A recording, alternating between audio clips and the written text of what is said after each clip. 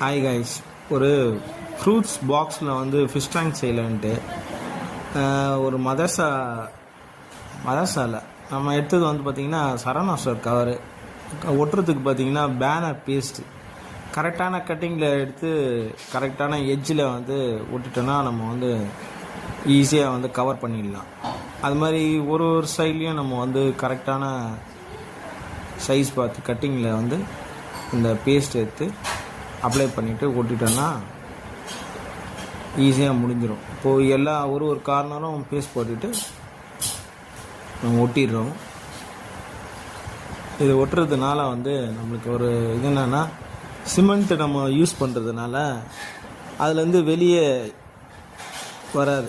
அதனால் வந்து எல்லா கார்னர்லேயும் வந்து அந்த பேஸ்ட் போட்டு கரெக்டாக ஒட்டிடுறோம். பார்த்திங்கன்னா எல்லா எட்ஜ்லேயும் ஒட்டணும்.